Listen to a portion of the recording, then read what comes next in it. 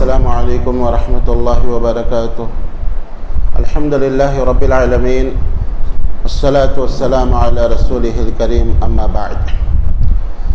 الحمدللہ، اللہ تعالیٰ کے فضل و کرم سے تفسیر القرآن کریم کا یہ سلسلہ یہاں پر چل رہا ہے، اور جیسا کہ کل کے درس میں آپ نے تفسیر قرآن کے کچھ اصول آپ نے سنے ہیں کہ تفسیر کیسی ہونی چاہیے، تو سلفی تفسیر یہ ہے کہ ہم اس طریقے کے مطابق تفسیر کریں جیسے نبی اکرم صلی اللہ علیہ وسلم نے کیا ہو، یا صحابہ نے کیا ہو، یا تابعین نے، یا تبع تابعین نے۔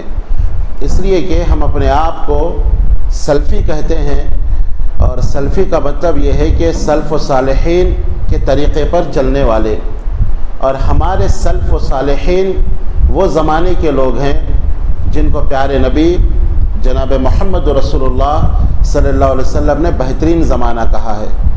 آپ صلی اللہ علیہ وسلم نے 3 زمانوں کو بہترین زمانہ کہا: صحابہ کا زمانہ، تابعین کا زمانہ، تبع تابعین کا زمانہ۔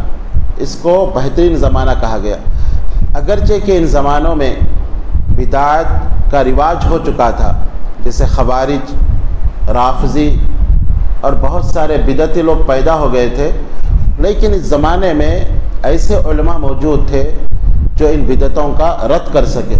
اسی لیے نبی اکرم صلی اللہ علیہ وسلم نے ان زمانوں کو بہترین زمانہ کہا ہے۔ تو سلفی تفسیر یہ ہے کہ اللہ کی بات کو اس طرح سمجھا جائے جیسے اللہ کی مراد ہے۔ قرآن کو اپنے رائے سے نہیں سمجھنا چاہیے، بلکہ قرآن کو اس طریقے سے سمجھا جائے جو اللہ تعالیٰ سمجھانا چاہتا ہے۔ یہی اہل حدیث کی تفسیر ہے، اور یہی سلفی تفسیر ہے۔ رائے سے، اپنی عقل سے قرآن کو نہیں سمجھنا چاہیے، اس لیے کہ یہ قرآن اللہ کی کتاب ہے اور اس کو اس کے مطابق سمجھا جائے۔ میں نے اس سے پہلے بھی ایک واقعہ سنایا تھا، امام راضی رحمہ اللہ، وہ پہلے امام راضی رحمہ اللہ دوسرے افکار کا شکار ہو گئے تھے، اور اپنی رائے سے، اپنے خیال سے ہر ایک بات کو سمجھنا چاہتے تھے۔ وہ کہتے ہیں کہ جب میں اس فرقے کے اندر تھا تو مجھے صرف بے چینی اور پریشانی کے کچھ نہیں ملا۔ ایک مرتبہ وہ اپنے علاقے سے نیشا پور گئے تو لوگوں نے ان کا استقبال کیا، ان کے شاگردوں نے، آگے پیچھے شاگرد ہے، تو ایک عورت، بوڑھی عورت نے دیکھا کہ ایک آدمی آیا ہوا ہے اور لوگ آگے پیچھے ہیں، تو انہوں نے پوچھا کہ آخر یہ کون ہے اور تم لوگ اپنا وقت ضائع کر کے ان کے آگے پیچھے کیوں ہو؟ تو ایک شاگرد نے کہا کہ یہ امام فخر الدین رازی بہت بڑے عالم ہیں اور بڑے تفسیر کبیر کے یہ مؤلف ہے۔ تو اس عورت نے پوچھا، اس بوڑھیا نے پوچھا کہ ان کا کارنامہ کیا ہے؟ تو کہا کہ انہوں نے بہت خدمات کی ہیں دین کی، ایک کارنامہ یہ ہے کہ انہوں نے اللہ کے وجود پر 1000 عقلی دلیلیں انہوں نے دی ہے۔ تو اس عورت نے کہا کہ اس کا مطلب یہ ہے کہ ان کے ذہن میں 1000 اللہ کے وجود پر 1000 اعتراضات آئے، ان کے ذہن میں 1000 افکارات آئے، تو انہوں نے دلیل دی۔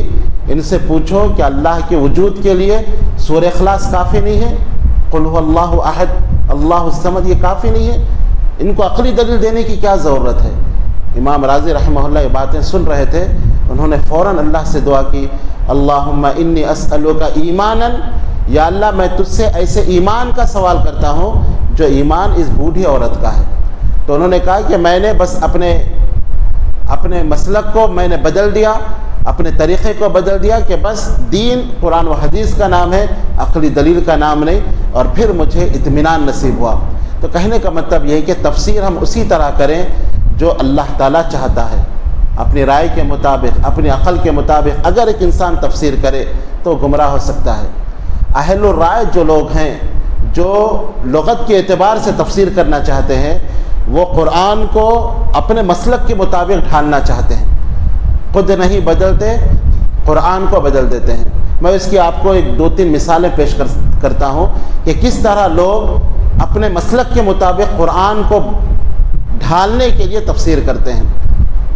نماز کے اندر اعتدال جو ہے وہ ایک رکن ہے، نبی اکرم صلی اللہ علیہ وسلم کا حکم ہے کہ اعتدال کے ساتھ نماز پڑھی جائے، رکوع اطمینان سے ہو، سجدہ اطمینان سے ہو، یہ ایک اہم رکن ہے۔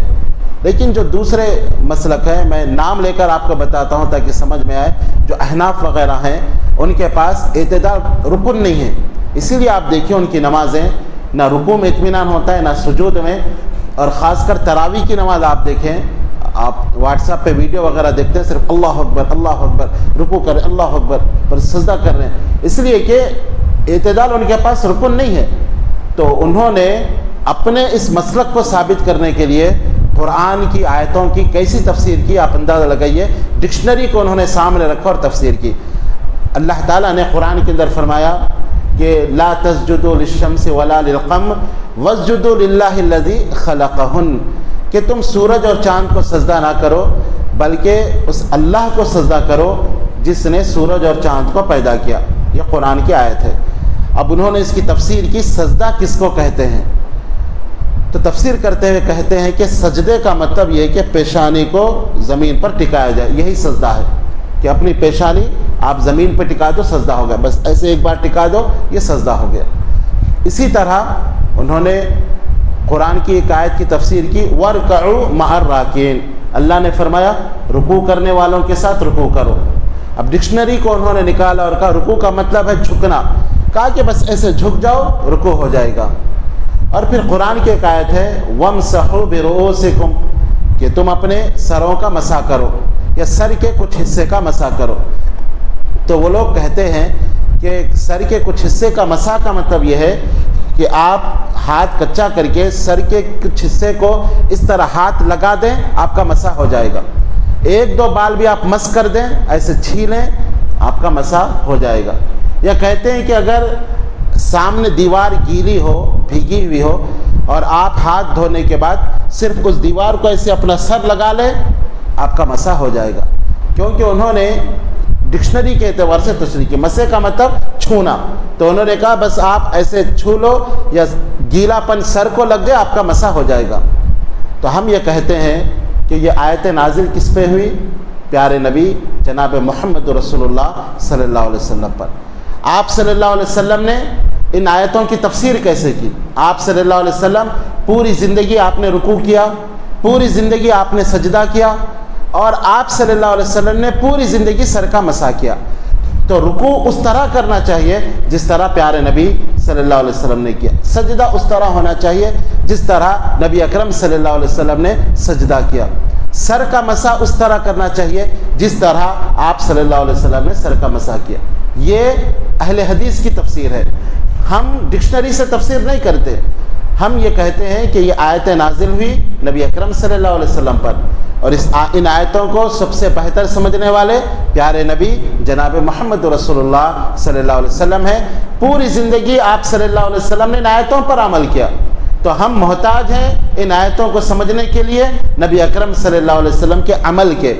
اسی لیے جابر رضی اللہ عنہ کہا کرتے تھے کہ جب بھی کوئی آیتیں نازل ہوتی ہم آپ صلی اللہ علیہ وسلم کو دیکھا کرتے تھے کہ اس آیتوں پر آپ صلی اللہ علیہ وسلم کیسے عمل کرتے ہیں، آپ صلی اللہ علیہ وسلم ان آیتوں کی کیسی تفسیر بیان کرتے ہیں۔ تو یہ ہمارا مسلک ہے، یہ سلفی تفسیر ہے کہ ان آیتوں کو ویسے سمجھا جائے جیسے اللہ سمجھانا چاہتا ہے، ان آیتوں کو ویسے سمجھا جائے جیسے پیارے نبی جناب محمد رسول اللہ صلی اللہ علیہ وسلم سمجھانا چاہتے ہیں۔ لیکن یہ لوگ، اس لیے علامہ اقبال نے کہا خود بدلتے نہیں، قرآن کو بدل دیتے ہیں۔ ان کے پاس اپنے مسلک کو ثابت کرنا ہے، چونکہ ان کے پاس اعتدال ضروری نہیں ہے، تو انہوں نے ڈکشنری کا حوالہ دے کر ان آیتوں کی ایسی تفسیر کی کہ رکوع کا مطلب جھک جاؤ، رکوع ہو جائے گا، سجدے کا مطلب پیشانی زمین پہ ٹکاؤ، سجدہ ہو جائے گا، اور سر کے مسح کا مطلب بس سر کو دیوار اگر گیلی ہو تو سر کو ایسے مسح کر دو، یا اپنے دو بالوں کو ایسے مسح کر دو، یا چوتھائی سر کا مسح کر دو، مسح ہو جائے گا۔ لیکن ہم یہ کہتے ہیں کہ ایسے تفسیر نہیں ہے، تفسیر وہ ہے کہ نبی اکرم صلی اللہ علیہ وسلم نے کیسے ان آیتوں پر عمل کیا ہے۔ صحابہ خود کہتے ہیں کہ آپ صلی اللہ علیہ وسلم فرض نمازوں میں اتنی دیر رکوع کرتے کہ ہم کم سے کم 10 مرتبہ تسبیح کو پڑھ سکتے تھے۔ سبحان ربی العظیم جو رکوع کی تسبیح ہے، آپ صلی اللہ علیہ وسلم اتنی دیر رکوع کرتے کہ 10 مرتبہ ہم اس تسبیح کو پڑھا کرتے تھے۔ اور سجدہ بھی آپ صلی اللہ علیہ وسلم اتنے اطمینان سے سجدہ کرتے کہ 10 مرتبہ کم سے کم ہم اس تسبیح کو پڑھا کرتے تھے۔ یہ قرآن کی آیت کی آپ صلی اللہ علیہ وسلم نے تفسیر کی ہے۔ اب وہ لوگ کہ صرف رکنا جھکو ہے، پیشانی ٹیکنا سجدہ ہے، اب اپنے مسلک کو ثابت کرنے کے لیے ڈکشنری کا انہوں نے حوالہ دیا ہے۔ تو رکوع و سجود اطمینان یہ نماز کے ایک ارکان میں سے ہے، اور آپ لوگ اس حدیث کو بھی اچھی طرح جانتے ہیں جو امام مسلم رحمہ اللہ نے اپنی کتاب میں نقل کی ہے کہ ایک شخص نبی اکرم صلی اللہ علیہ وسلم مسجد میں بیٹھے ہوئے تھے، ایک صحابی آئے اور انہوں نے 2 رکعت نماز پڑھی اور آپ صلی اللہ علیہ وسلم کو سلام کیا۔ آپ صلی اللہ علیہ وسلم نے جواب دیا اور کہا ارجع فصلی فإنک لم تصلی، کہ جاؤ تم نماز پڑھو، تم نے نماز نہیں پڑھی۔ وہ صحابی انہوں نے نماز پڑھا، پھر آئے، پھر سلام کیا، تو آپ صلی اللہ علیہ وسلم نے کہا کہ جاؤ تم نماز پڑھو، تم نے نماز نہیں پڑھی۔ 3 مرتبہ آپ صلی اللہ علیہ وسلم نے ان کو لوٹا دیا، حالانکہ صحابی رسول ہیں۔ اللہ کے نبی نے کہا جاؤ تم نے نماز نہیں پڑھی۔ 3 مرتبہ کے بعد انہوں نے کہا کہ اللہ کے نبی، میں اس سے بہتر نماز کا طریقہ نہیں جانتا، میرے ماں باپ آپ پر قربان ہو جائیں۔ تو آپ صلی اللہ علیہ وسلم نے ان کو نماز کا طریقہ بتایا، اور علماء کہتے ہیں کہ نماز میں صرف ایک ان سے غلطی ہو رہی تھی، وہ یہ کہ وہ اطمینان ان کی نماز میں نہیں تھا، اطمینان سے نماز نہیں پڑھ رہے تھے۔ تو آپ صلی اللہ علیہ وسلم نے ان کو تعلیم دی کہ اطمینان کے ساتھ تم نماز پڑھو۔ تو نماز کے اندر اطمینان، نماز کے اندر خشوع و خضوع، یہ نماز کے ارکان میں سے ہے۔ تو نماز جو لوگ کہتے ہیں کہ جیسے چاہے تم نماز پڑھو، نماز ہو جائے گی، غلط بات کہتے ہیں۔ نماز اسی طرح ہوگی جیسے نبی اکرم صلی اللہ علیہ وسلم نے نماز پڑھی ہے۔ تو ہماری تفسیر یہ ہے کہ قرآن کو اس طرح سمجھا جائے جو اللہ سمجھانا چاہتا ہے، یا پھر پیارے نبی جناب محمد رسول اللہ صلی اللہ علیہ وسلم نے قرآن کو جیسے سمجھا۔ اللہ تعالیٰ سے دعا ہے کہ اللہ تعالیٰ صحیح معنوں میں قرآن کو سمجھنے کی ہمیں توفیق عطا فرمائے۔ آمین یا رب العالمین، وآخر دعوانا الحمد للہ رب العالمین۔